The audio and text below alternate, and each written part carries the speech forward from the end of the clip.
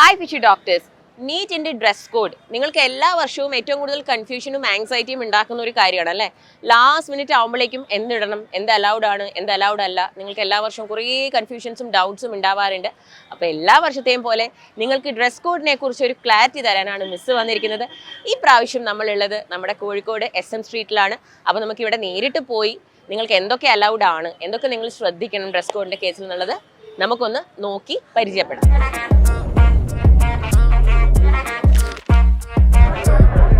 പല ബ്രാൻഡും കേട്ടോ.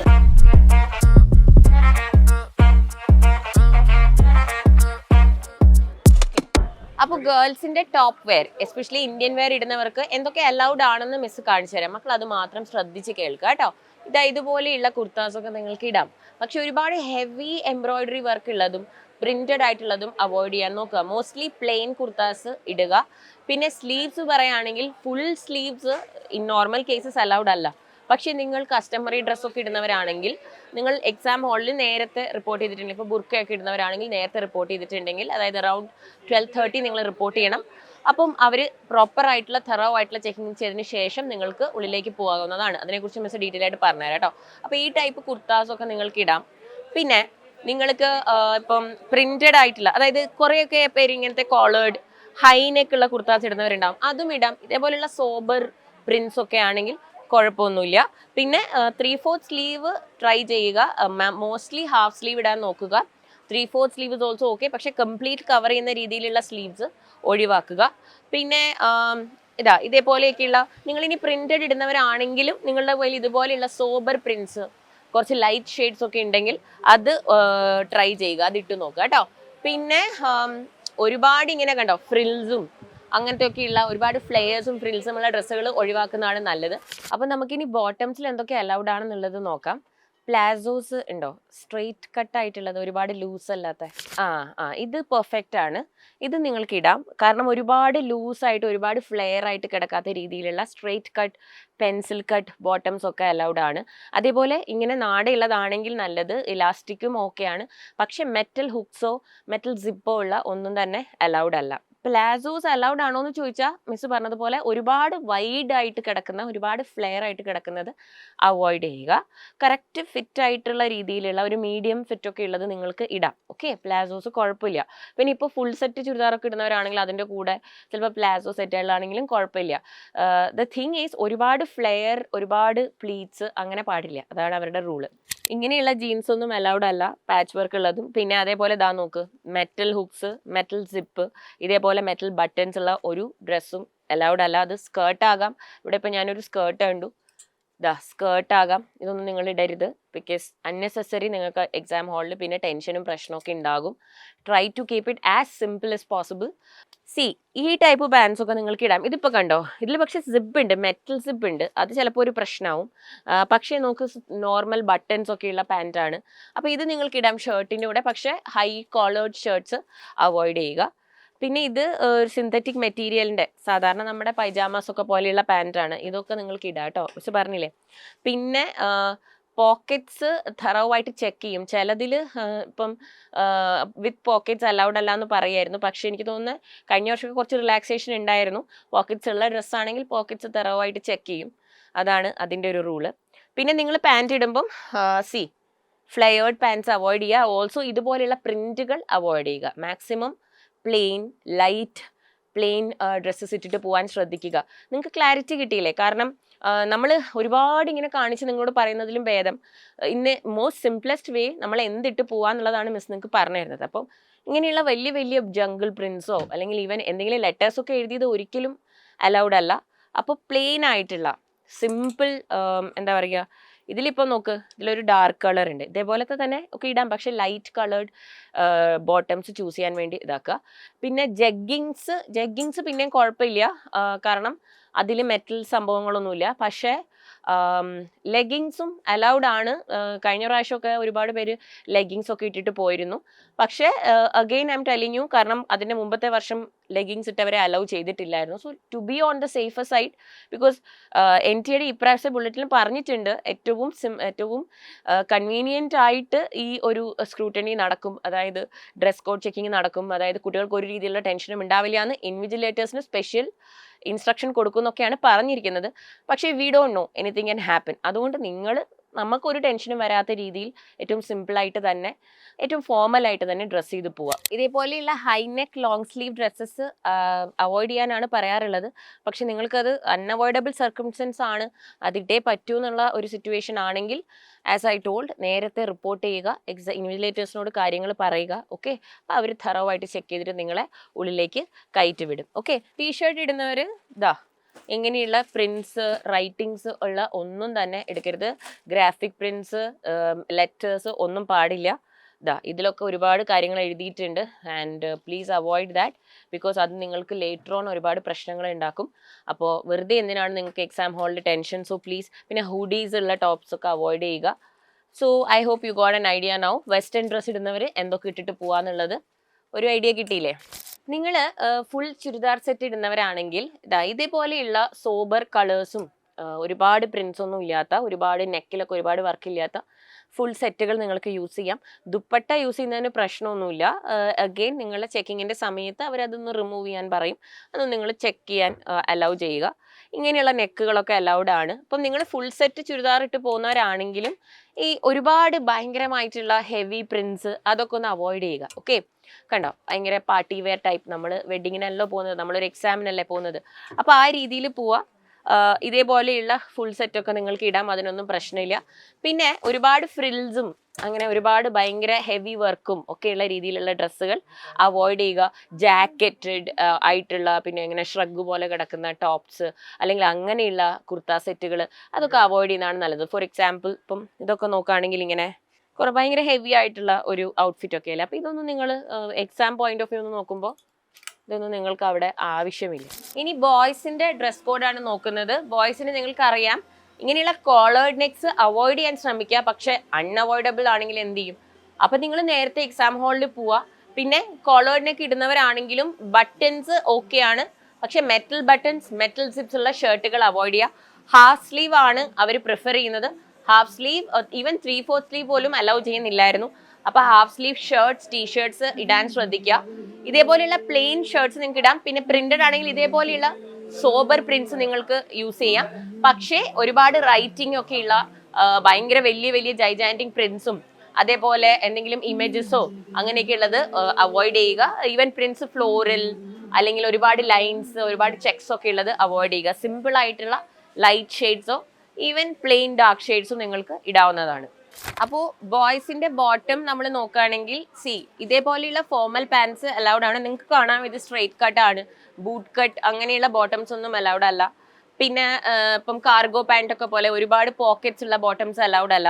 പോക്കറ്റ്സ് തറവായിട്ട് അവർ ചെക്ക് ചെയ്യും. സോ നിങ്ങൾ ഒരുപാട് പോക്കറ്റ്സ് ഇല്ലാത്ത ബോട്ടംസ് തന്നെ യൂസ് ചെയ്യാം. ഞാൻ പറയുക എപ്പോഴും സിമ്പിൾ ട്രാക്ക് പാൻസ് ഇട്ടിട്ട് പോകാനാണ്, അതാകുമ്പോൾ ഈ ടെൻഷൻ ഒന്നും ഇല്ലല്ലോ.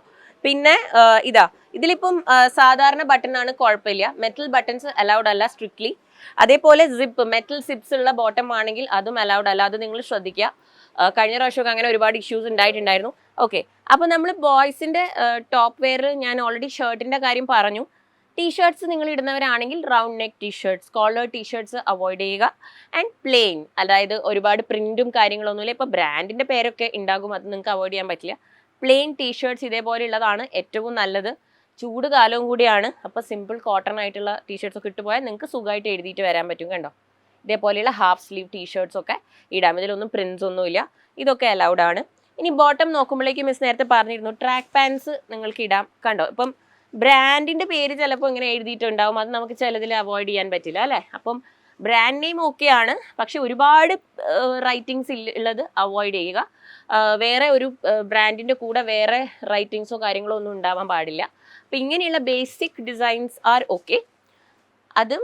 ഇതും നിങ്ങൾ നോക്കുകയാണെങ്കിൽ ഇതിപ്പോൾ കുറച്ച് സിന്തറ്റിക് ആണ്, പക്ഷെ ഞാൻ കോട്ടൺ ആണ് നിങ്ങൾക്ക് സജസ്റ്റ് ചെയ്യുക. പ്യുവർ കോട്ടൺ തന്നെ ഇട്ടിട്ട് പോകാൻ, നല്ല ചൂടല്ലേ മക്കളെ. ഓക്കെ, അപ്പോൾ നമ്മൾ ഡ്രസ്സ് എന്തൊക്കെ അലൗഡ് ആണെന്നുള്ളത് കണ്ടു. ഇനി നമുക്ക് സാൻഡൽസ് ഏത് തരത്തിലുള്ളത് ഇട്ടുകൊണ്ട് പോകണം എന്നുള്ളത് നോക്കാം. ജെൻസിന്റെ സാൻഡൽസ് നോക്കുകയാണെങ്കിൽ ഇതേപോലെയുള്ള സാധാരണ ഫ്ലിപ്പ് ഫ്ലോപ്സ് അലൗഡ് ആണ് കേട്ടോ. ചപ്പൽസ് ഇടുന്നതാണ് നല്ലത്. ഓപ്പൺ ആയിട്ടുള്ളത്. അപ്പോൾ ഇപ്പോൾ ബ്രാൻഡ് നെയിംസ് ഉള്ളത് കുഴപ്പമില്ല, പക്ഷെ അല്ലാതെയുള്ള ഒരുപാട് പ്രിന്റ്സ് ഒക്കെ എങ്ങനെ ഉണ്ടെങ്കിൽ അത് റൈറ്റിങ്സ് ഒക്കെ ഉണ്ടെങ്കിൽ അത് പ്രശ്നമാവും. അപ്പൊ അത് അവോയ്ഡ് ചെയ്യാൻ നോക്കുക. ഇതേപോലെയുള്ള സാധാരണ chappals without any prints, without any writings നിങ്ങൾക്ക് യൂസ് ചെയ്യാം, അത് അലൗഡ് ആണ്. പിന്നെ സിമ്പിൾ ആയിട്ട് നമ്മൾ വീട്ടിലൊക്കെ ഇടുന്ന ചപ്പലില്ലേ, അതൊക്കെ അലൗഡ് ആണ്. ഇതേപോലെയുള്ള സാൻഡൽസ് നിങ്ങൾക്ക് ഇടാം. പിന്നെ അത് കൂടാതെ ഫ്ലാറ്റ്സ് ഇതേപോലെയുള്ള ക്രോക്സ് ടൈപ്പ് ആണെങ്കിൽ ഇങ്ങനെയുള്ള ടൈപ്പ് നിങ്ങൾ യൂസ് ചെയ്യുക. ഫ്രണ്ട് ഫുള്ള് കവർ ചെയ്തിട്ടുള്ള ടൈപ്പ് ക്രോക്സ് അവോയ്ഡ് ചെയ്യുക. പിന്നെ ഇനി ലെതർ ചപ്പൽസ് ഒക്കെ ഇടുന്നവരാണെങ്കിൽ ഇതേപോലെയുള്ള ചപ്പൽ നിങ്ങൾക്ക് ഇടാം, പക്ഷേ ഈ മെറ്റൽ എന്താ പറയുക, ഈ ടൈങ്സ് ഒക്കെ ഉണ്ടെങ്കിൽ അത് അവോയ്ഡ് ചെയ്യാൻ നോക്കുക. മെറ്റൽ റിലേറ്റഡ് ആയിട്ടുള്ള ഒന്നും ഇടരുത്. ഇങ്ങനെയുള്ള ഫ്രണ്ടൊക്കെ കവർ ചെയ്യുന്ന രീതിയിലുള്ളത് അവോയ്ഡ് ചെയ്യുക. ഗേൾസിന്റെ ചപ്പൽ നോക്കുമ്പോഴേക്കും മിസ് പറഞ്ഞിട്ടുണ്ടല്ലോ, കവർ ചെയ്യുന്ന രീതിയിലുള്ള ഒന്നും ഇടരുത്. ഫ്ലാറ്റ്സ്, ലൈറ്റ് ഹീൽസ് അലൗഡ് ആണ്. ഓപ്പൺ ചപ്പൽസ് ഇടുക, അതായത് ഫ്രണ്ട് കവർ ചെയ്യുന്ന രീതിയിലുള്ള, കാല് ഫുള്ള് കവർ ചെയ്യുന്ന രീതിയിലുള്ള ചപ്പൽസ് ഇടാതിരിക്കുക. ഇപ്പം കുറെ പേര് ചോദിക്കും, മിസ്സേ ഇങ്ങനത്തെ ഒക്കെ അലൗഡ് ആണോ? നിങ്ങൾക്ക് ഇടാം, പക്ഷേ കണ്ടോ ഒരുപാട് റൈറ്റിങ്സോ ഒരുപാട് ഹെവി പ്രിന്റ്സോ ഉള്ള തരത്തിലുള്ളത് അവോയ്ഡ് ചെയ്യുക. ഇങ്ങനെയുള്ള സാധാരണ ചപ്പൽസ് ഒക്കെ നിങ്ങൾക്ക് ഇടാം, അതിനൊന്നും പ്രശ്നമില്ല. പിന്നെ these type of foot wears are allowed. Again metal ഹുക്സോ മെറ്റൽ ടൈങ്സോ ഉള്ളത് അവോയ്ഡ് ചെയ്യുക.